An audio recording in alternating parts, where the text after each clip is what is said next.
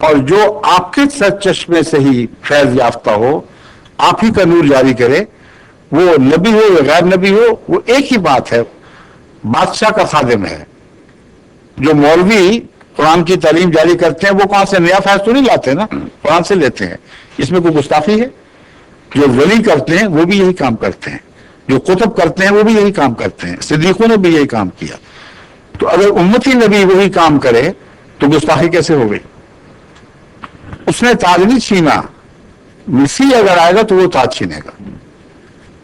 دوسری بات یہ میں عرض کرتا ہوں کہ مہدی کے متعلق وہ کہتے ہیں مہدی تو ہم مان سکتے ہیں، بعض کہتے ہیں مہدی تک تو ٹھیک بات تھی، اگرچہ اس میں بھی شک ہے، مگر نبی اللہ کیسے ہو گیا؟ چنانچہ ایک فرقہ ہمارا ہی، یہ ایک احمدیت کا فرقہ لاہوری فرقے کے نام سے آج بھی جاری ہے، جو کہتے ہیں کہ امام مہدی تک ہم جائیں گے، آگے نہیں بڑھیں گے، مسیح مان لیں گے نبی کے بغیر، امام مہدی مان لیں گے نبی کے بغیر۔ اول تو جب مسیح مانا اور نبی نہ مانا تو رسول اللہ صلی اللہ علیہ وسلم کے اس فرمان سے باہر نکل گئے کہ آنے والا مسیح نبی اللہ ہوگا، رسول اللہ صلی اللہ علیہ وسلم کا بھی انکار ہو گیا۔ دوسری بات یہ ہے کہ مہدی بغیر نبوت کے ہو ہی نہیں سکتا، عقل کے خلاف بات ہے۔ انہی علماء سے آپ خود یہ سوال کر کے دیکھ لیجئے، وہ آپ کو وہی جواب دیں گے جو میں ان کی طرف سے آپ کو اب دیتا ہوں۔ آپ ان سے پوچھیں کہ جناب مرزا صاحب تو جھوٹے ہو گئے، کوئی امام مہدی آئے گا کہ نہیں آئے گا؟ انتظار میں عمریں گزر گئی، نسلیں تباہ ہو گئیں، آئے گا کہ نہیں آئے گا؟ کیا جواب دیں گے؟ نہیں آئے گا۔ میں بھی منتظر کا قائل ہوں۔ میں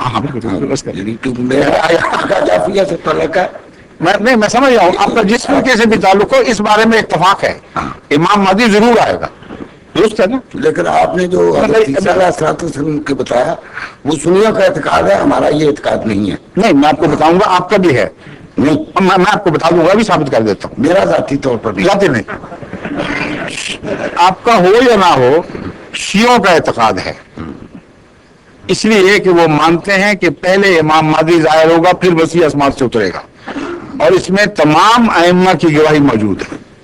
شیعہ ائمہ کے اقوال ہیں کہ مہدی پہلے نازل ہوگا، مسیح بعد میں نازل ہوگا، مانتے ہیں کہ نہیں؟ جی بالکل، بس یہی میں کہہ رہا تھا۔ ٹھیک ہے، ابھی سنیے، ان سے پوچھیں کہ شیعہ ہوں یا دوسرے سنی مولوی، ایک ہی جواب ہوگا، امام مہدی آئے گا کہ نہیں آئے گا؟ اس کو آپ انتخاب کریں گے اس کا، یا ایرانی حکومت مقرر کرے گی، یا سعودی عرب؟ یہ عہدے تو من جانب اللہ ہے، وہی بنائے گا جو امام بنائے گا۔ امامت کیوں ہے؟ امام کوئی بندہ نہیں بنا سکتا، اللہ بنائے گا نا، اور اللہ اس کو امام مقرر کر دے گا، بھی وہی مقرر کرتا ہے امام، اور پھر امام بنا کر تمہیں چھٹی دے دے گا، چاہو تو انکار کر دو۔ اللہ جب امام بنا دے گا کسی کو تو لوگوں کو اجازت ہوگی اس کو بے شک کافر، جہنمی، جو مرضی قرار دو، تمہیں چھٹی ہے۔ ہو سکتا ہے یہ؟ کبھی نہیں ہو سکتا۔ جو خدا کے بنائے ہوئے امام کا انکار کرے وہ محمد رسول اللہ سے کاٹا جائے گا۔ یہ درست ہے یا غلط ہے؟ اسی کو نبوت کہتے ہیں۔ نبوت کی اور تعریف کر دیں، نبی وہ ہے جس کو اللہ مقرر فرمائے، نبی وہ ہے جس کا ماننا ضروری ہو۔ آمنا باللہ و ملائکتہ و کتبہ و رسلہ، ہر نبی کا اقرار امت محمدیہ پر فرض قرار دے دیا گیا، غیر نبی کو ماننا ضروری نہیں قرار دیا گیا۔ ہے کہیں ضروری کہ مولوی کو مانو، فلاں کو مانو؟ تو امام مہدی کو کیوں مانے پھر ہم؟ اس لیے ان کا حال یہ ہے کہ بات کہہ بھی جاتے ہیں، نہیں بھی کہتے۔ جہاں امام مہدی کے آنے کا تعلق ہے، جہاں تک کہتے ہیں آئے گا، اس کے خصائل اور صفات کا جہاں تک تعلق ہے کہتے ہیں یہی ہیں۔ ہم کہتے ہیں یہ تو نبی کی تعریف کر رہا ہے، تم بھول گئے ہو۔ جب صفات نبی کی منسوب کر دی تو کہنے میں کیا حرج ہے؟ کہ تم کہتے ہو ہم نہیں کہتے۔ یہی ہو رہا ہے نا ہمارے ساتھ۔ اس کی وہی مثال ہے، وہ پہلے بھی کئی دفعہ بیان کر چکا ہوں، لیکن بڑا لطیفہ دلچسپ ہے، جنہوں نے سنا ہوگا ان کو بھی پھر دوبارہ مزہ آ جاتا ہے، اس لیے کوئی حرج نہیں دہرانے میں۔ ایک بادشاہ کا گھوڑا بہت پیارا تھا بادشاہ کو، اور وہ بادشاہ بڑا مقتدر اور جابر بادشاہ تھا۔ اس کو پتہ چلا کہ گھوڑا بیمار ہو گیا، اس کا کوئی علاج ہی نہیں. اس کو بڑا غصہ آیا. اس نے کہا میرا گھوڑا اتنا شاندار بادشاہ، کون ہوتا ہے اس کو مارنے والا؟ انہوں نے کہا دیکھو اگر مجھے کسی نے اطلاع دی کہ میرا گھوڑا مر گیا ہے تو میں اسے پھانسی چڑھا دوں گا. اس لیے خبردار ہے، اس کو ضرور ٹھیک کرنا ہے اور میں اس کی موت کی اطلاع سننے کا روادار نہیں ہوں گا. اب سارے کھلبلی مچ گئی. صاحب وزراء اکٹھے ہوئے، آپ کو اکٹھا کیا. انہوں نے کہا راجی کوئی نہیں، ہم کیا کر سکتے ہیں، بادشاہ کو حکم نہیں، زندگی موت پہ خدا کا حکم چلتا ہے. میں نے کہا چلے گا تو صحیح، پر مرے گا کون؟ ہمیں تو صرف اس میں دلچسپی ہے. انہوں نے کہا کہ عجیب مشکل کوئی ہے نہیں. مشورے کے بعد یہ فیصلہ ہوا کہ گاؤں سے لوگ آتے رہتے ہیں شہروں میں، جو دیہاتی اب آتا دکھائی دے اس کو پکڑ لو اور اس کو کہو کہ بادشاہ سلامت کو اطلاع کر دو کہ گھوڑا مر گیا ہے. اتنی سی بات ہے. یہ بات مشہور ہو گئی تھی.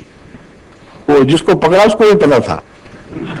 اس نے کہا مجھے مرواتے غریب کو میرے تو کوئی تعلق ہی نہیں، تمہاری ذمہ داری تم جاؤ، ہم بیان کرتے پھرو.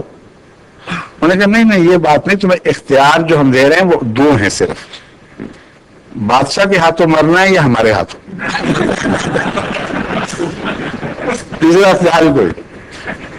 انہوں نے کہا مزدور میں بادشاہ کے ہاتھوں مرتا ہوں، مجھے کیا ضرورت ہے تمہارے جیسے کمینے لوگوں کے ہاتھوں میں. معصوم آدمی کو پکڑ کے موت میں دھکیل رہے، چھٹی کرو میں جا کے لا دیتا ہوں. وہ سب سے زیادہ عقلمند تھا. اس نے بادشاہ سے ادب سے عرض کیا ہے بادشاہ سلامت، مبارک ہو، صد مبارک ہو، آپ کا گھوڑا بالکل ٹھیک ہے. بادشاہ کی تو بادشاہ کھیل گئی خوشی سے. اچھا ٹھیک ہو گیا؟ انہوں نے کہا ہاں جی میں دیکھ کے آیا ہوں کہ کوئی نشانی ٹھیک ہونے کی بتاؤ تو صحیح. اس نے کہا جب میں گھوڑے کی طرف آ رہا تھا تو پہلے ایک فرلانگ سے اس کے تڑپنے کی آواز زمین سے آ رہی تھی اور زمین دھمک رہی تھی ساتھ. اب جب میں اس تک پہنچا ہوں تو بالکل ساکت و جامد پڑا ہوا ہے، کوئی تڑپ نہیں تھی.